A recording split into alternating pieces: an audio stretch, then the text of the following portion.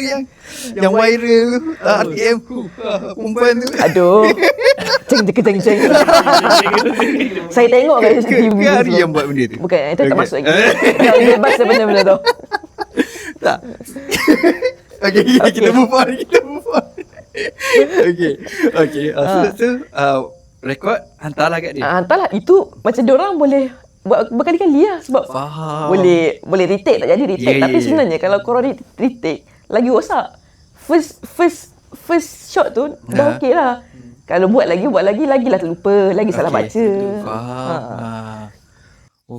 Okay. So lepas habis interview face to face tu, selama berapa bulan kena tunggu lepas tu? Okey. 3-4 bulan. Dia ada intake yang terus dapat, ada yang calon simpanan. Macam saya calon simpanan. Sebab tu duk tunggu. Sebab masa tu dia macam, kenapa kehidupan aku tak dapat terus? Kan lagi senang ambil kerja tu dapat. Asyik dia option je.